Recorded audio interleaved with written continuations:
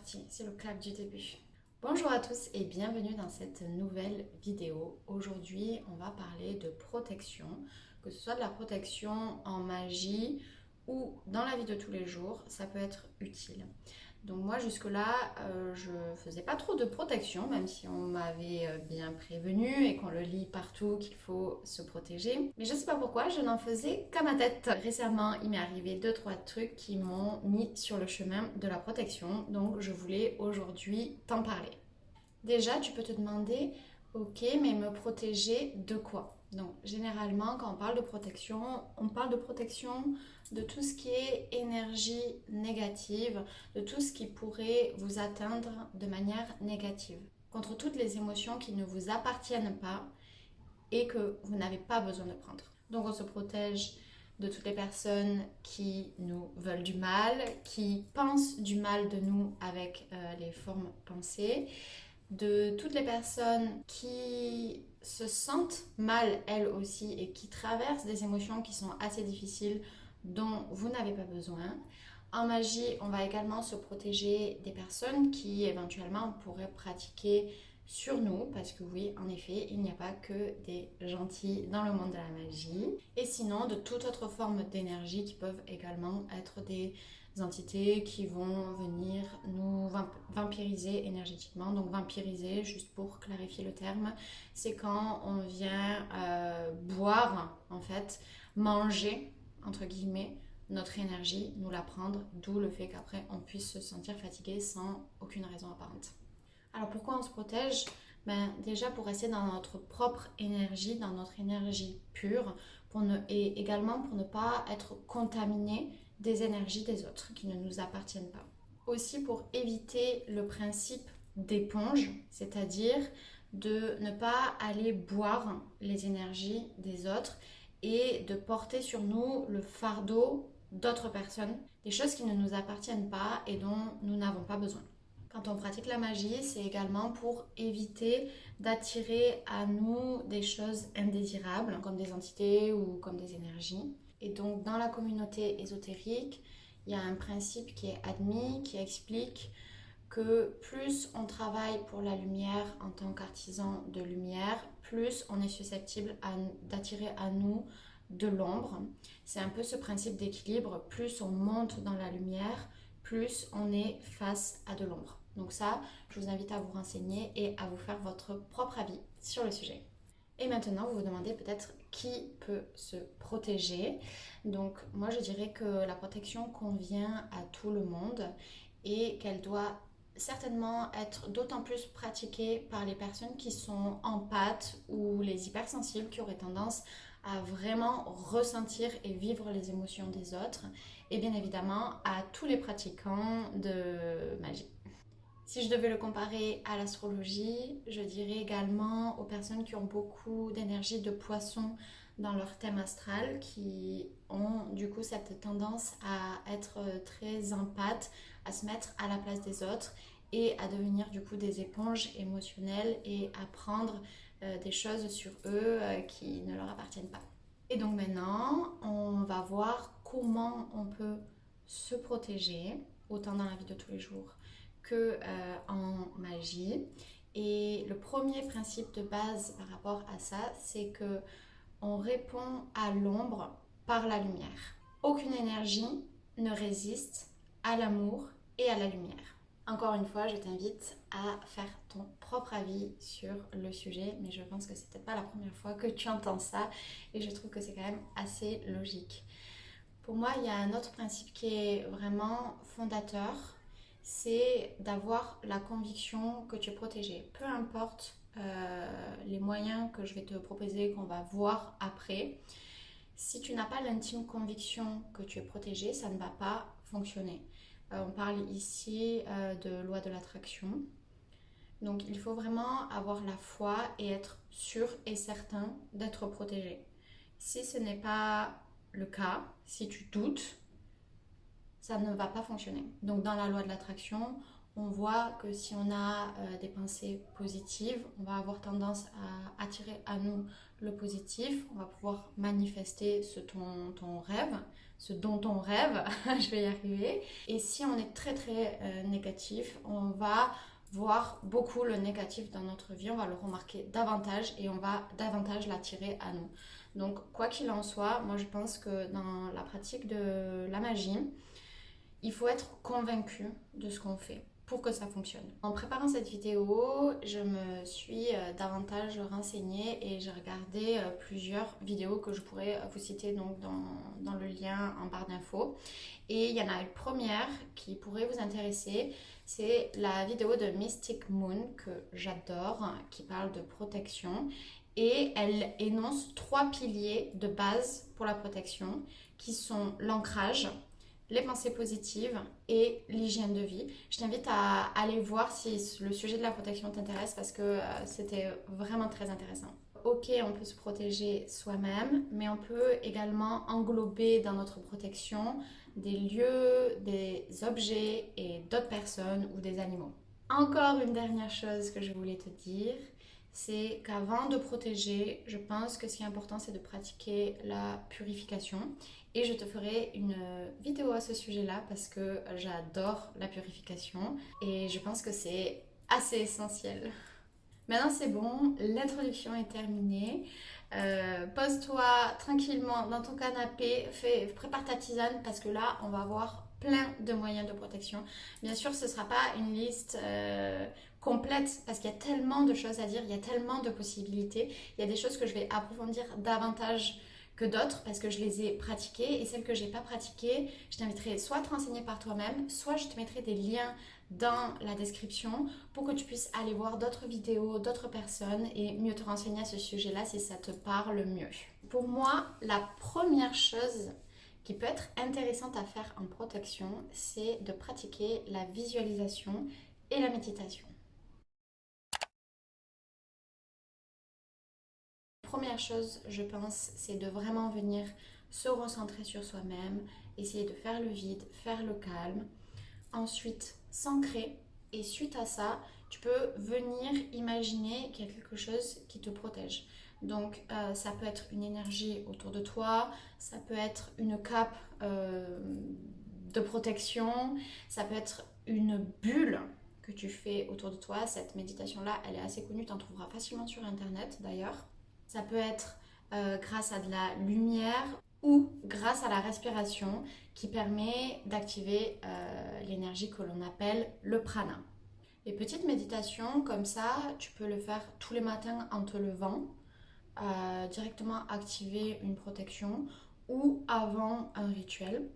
Je vais te mettre dans la barre d'infos une vidéo de Sandrine Muller qui explique le concept de protection et qui propose une méditation à la fin de ses explications. Je pense que ça pourra te donner une idée de ce que c'est. Encore une fois, comme je t'ai expliqué, ça passe beaucoup par la conviction et par la pensée. Donc voilà, même si tu fais une petite méditation, ça n'empêche pas la valeur et le pouvoir de cette méditation-là. Deuxième chose, pour se protéger, tu as la possibilité de faire appel à quelque chose d'extérieur, une énergie extérieure. Généralement, on parle de guide, on parle d'ange, d'archange, on parle de dieu, de déesse. Donc là, ça va dépendre aussi ton panthéon, ça va dépendre tes croyances. Tu as le droit de ne pas y croire, c'est totalement ok. Moi, personnellement, je fais souvent appel à mes guides quand, je sais pas, je prends peur ou que genre je suis dispersée et je sens que j'ai besoin d'une aide extérieure. Je demande à mes guides protection. Mes guides, s'il vous plaît, aidez-moi à me protéger. C'est tout aussi simple que ça. Troisième chose que je te propose pour la protection, ce sont les affirmations à formuler dans ta tête ou à voix haute. Par exemple, si tu es face à une personne qui ne se sent pas bien, qui a par exemple beaucoup de tristesse ou qui a beaucoup de colère, je te conseille dans ta tête moi, enfin, non, je vais pas te conseiller. En fait, tu vas faire ce que tu veux. Et je vais te dire ce que moi je fais. C'est que je me dis, ok, j'aime cette personne, j'accueille, je l'accueille complètement dans l'amour. Je veux être là pour cette personne parce que ça me tient à cœur. Par contre, ces émotions ne m'appartiennent pas. Et je pense pas que ce soit méchant de penser ça. Je pense que justement, pour moi, c'est de l'intelligence émotionnelle que de savoir faire la part des choses et de se dire, voilà, ce n'est pas être égoïste que de ne pas vouloir prendre le mal des autres. Au moins, tu seras apte à aider cette personne-là. Si tu bois la tristesse ou la colère de l'autre personne, ça va pas aider, ça va juste engrainer le truc. Donc, à un moment donné, il faut savoir couper et dire, ok, non, je me protège, ces émotions-là ne m'appartiennent pas. Donc, je veux juste être là dans mon énergie pure pour cette personne-là et pour pouvoir l'aider. Dans un deuxième cas où on serait face à une personne qui vraiment là intentionnellement nous veut du mal, ou une énergie d'ailleurs, moi j'aurais tendance à essayer de transcender ces énergies avec de l'amour. Par exemple, je vois que tu ne m'aimes pas, je vois que tu me souhaites du mal. Ok, je peux comprendre parce que certainement tu as été blessé ou tu as tes propres bails. Par contre, ce n'est pas mon problème. Donc, je ne prendrai pas ce mal-là. Une autre possibilité qui est, je trouve, plus violente, mais qui peut être intéressante, c'est le retour à l'envoyeur. C'est-à-dire que quand on vous envoie du mal, vous faites barrage et vous vous dites retour à l'envoyeur. Donc, je ne sais pas encore trop quoi penser de ça parce que je trouve que c'est quand même assez tentant de faire un retour à l'envoyeur, surtout quand voilà, on nous envoie du mal, on a un petit peu envie de ouh, file de là. Mais je pense que de manière évoluée, c'est mieux de transcender avec de l'amour. Après, c'est mon avis personnel, même si je suis scorpion et franchement, l'idée du retour à l'envoyeur me déplaît pas. Mais je ne suis pas sûre que ce soit la meilleure solution. Dernière chose, donc dans les affirmations, dernier cas, quand vous êtes face par exemple à une entité ou à une énergie qui est plus malveillante, moi personnellement, je me répète, je suis protégée, je suis dans la lumière, je ne suis pas un hôtel, merci d'être venu me visiter, mais maintenant je vous demande de partir. Je pense qu'il faut être quand même assez sec. Des fois je le dis à voix haute, mais c'est souvent dans ma tête et je le répète de manière excessive. Je suis protégée, je suis protégée, je suis la lumière. Voilà, vraiment, je me concentre sur ça et me dire non, non, non, non, non, non, non, non, non, t'es qui là? Moi, je suis protégée. C'est pas possible de venir chez moi parce que je suis dans la lumière. Si c'est quelque chose de négatif, c'est ciao. Et dernière chose, bien évidemment, dans les affirmations, très connues des religions, c'est la prière. Voilà, après ça dépend s'il y a quelque chose qui vous parle dans ça. Moi, je n'ai pas forcément de prière en tête, ça ne me dérangerait pas d'en réciter, hein, mais voilà, c'est également une option.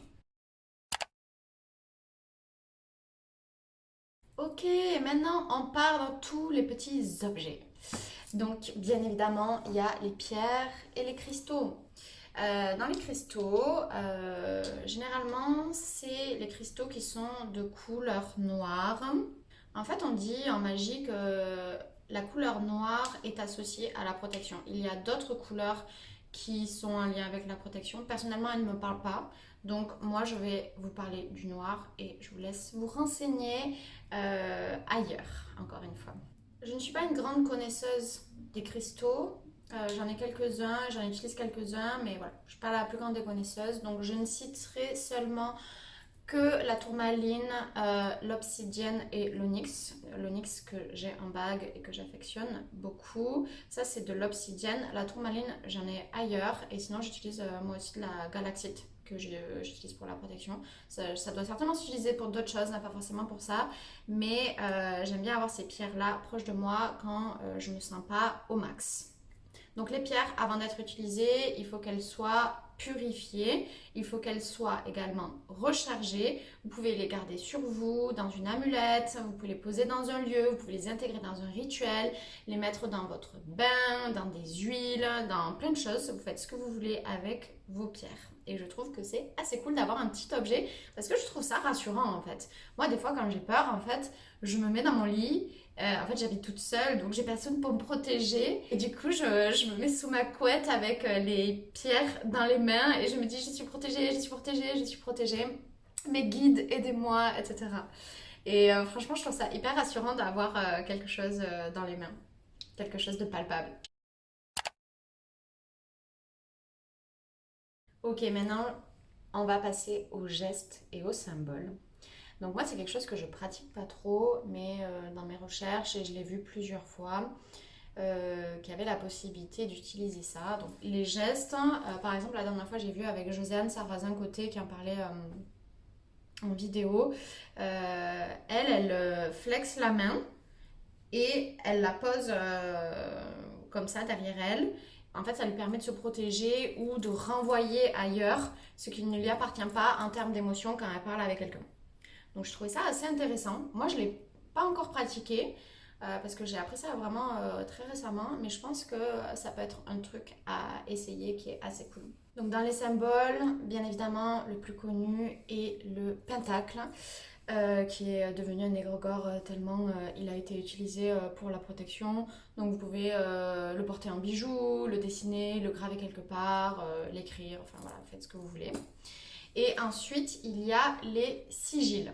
Ce sont des symboles que l'on peut créer soi-même, donc je trouve ça hyper intéressant. Donc vous pouvez créer vos propres symboles de sigil, les dessiner, encore une fois pareil, les graver, les tatouer sur vous, vous faites ce que vous voulez. Par contre les sigils je ne connais pas trop, donc dans ce cas là je vais te renvoyer à une vidéo que j'ai trouvée très intéressante de Twigounet qui s'appelle Créer ses propres sigils et je te mettrai le lien en barre d'infos. Dans tout ce qui est gestes et symboles, je voulais également rajouter la danse rituelle. Vous pouvez faire voilà, dans toutes les cultures, il y a eu des danses rituelles qui symbolisaient des choses. Donc ça ne vous empêche pas de faire une danse en lien avec la protection. Et je voulais également mentionner les atamés et les baguettes magiques. Donc les atamés, ce sont des couteaux en fait magiques. Généralement, ça ressemble à un poignard ou ça peut être des bâtons qui sont consacrés. Et avec donc votre baguette magique ou votre atamé, dessinez dans l'air ou au sol directement votre symbole magique de protection. Donc ça, c'est à utiliser bien évidemment dans un rituel quoi. Genre c'est pas en mode tu parles à ton pote qui est triste et t'attrapes ton atamé et hop, tu fais ton symbole. Non, non. C'est je pense quelque chose qui est un petit peu plus privé. Moi c'est pareil, je ne pratique pas ça, mais peut-être que je serai amenée à le faire un jour. Donc voilà, je voulais te le mentionner si jamais. Ok, maintenant on va parler de ce qu'on peut utiliser dans les rituels et ce que moi j'utilise. Donc bien sûr, c'est tout ce qui est en lien avec la couleur noire. Comme je te l'ai dit, le noir est associé à la protection. Donc par exemple, quand on allume des bougies, on peut prendre des bougies de couleur noire. Oui, je sais, c'est très marketing, mais j'ai grave kiffé et quand je l'ai vu, je le voulais. Voilà. Est-ce que je me suis fait avoir? Non, je ne crois pas. Donc ça, par exemple, ce sont des jolies petites bougies donc, que j'utilise dans mes rituels. J'aime toujours allumer une petite bougie noire pour me dire, pour symboliser en fait la protection. Mais encore une fois, je reviens sur le fait que même si vous utilisez des objets, n'importe quel objet, il peut avoir une puissance vibratoire. Mais pour moi, la plus grande des puissances, elle sera dans vos pensées et dans vos convictions. Mais voilà, c'est mon avis personnel, mais et bien évidemment, on ne peut pas quitter cette vidéo sans parler du sel, qui est à la fois purificateur et à la fois protecteur. Donc le sel en protection, le principe c'est qu'il va venir absorber les énergies négatives. Donc il va falloir le changer régulièrement et aussi ne pas mettre les mains dedans. Tu vois, t'as capté, tu vois, c'est comme l'eau en fait.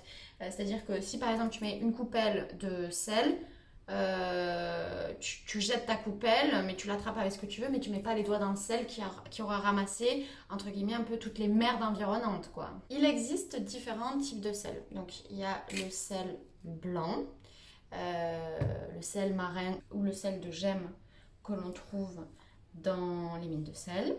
Il y a le sel rose de l'Himalaya.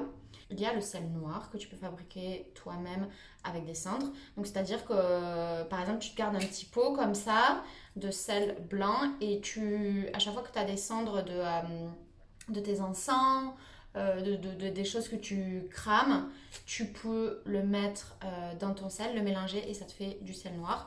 Tu peux également faire du sel vert en le mélangeant avec des herbes, du basilic, du romarin, toutes ces choses-là. J'ai oublié de te dire qu'il y a aussi le sel rouge, bien évidemment, à mélanger avec du piment, des pétales de rose, avec du paprika et le sel de sang de dragon. Ouais, c'est je sais pas, ouais.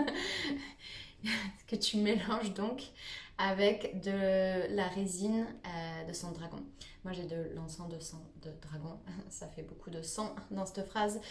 Et franchement c'est trop cool, ça sent trop bon, je kiffe. Et donc chaque sel, on va dire que le sel de base il est protecteur, mais après que tu peux lui donner des vertus, une intention particulière en fonction de si c'est un sel rouge, vert, noir, rose, blanc. Le seul truc que je te conseille, c'est de quand même choisir des sels qui sont le moins raffinés possible, le plus naturel et surtout sans colorant. Moi, je pense que c'est intéressant en magie de pratiquer avec des choses qui sont le plus naturelles possible et qui n'y ait pas de résidus ou de choses qui polluent en fait. Je trouve que c'est pas très sain. Alors le sel, il y a 10 000 possibilités de l'utiliser. Donc tu peux l'intégrer par exemple dans un bol quand tu fais un rituel que tu mélanges avec d'autres herbes. Moi je mets souvent du sel un peu en base. Ensuite, bien sûr, tu peux, comme dans les films et dans les séries de sorcières, tracer un cercle de sel autour de toi et autour de ta pratique. Donc je l'ai fait il y a récemment pour ma bombe. Et franchement, c'était du gros sel comme ça. Et pour ramasser, c'était pas cool. Je pense que dans ce cas-là, il vaut mieux que ce soit du sel très fin parce que, en fait, mon aspirateur, du coup, il a décidé que c'était trop gros et il avait pas du tout envie de l'aspirer. Donc, et vu que je n'ai pas de balai, j'ai dû tout ramasser à la balayette, à la main, à quatre pattes. Voilà, c'était une expérience et je pensais pas que ça allait faire ça.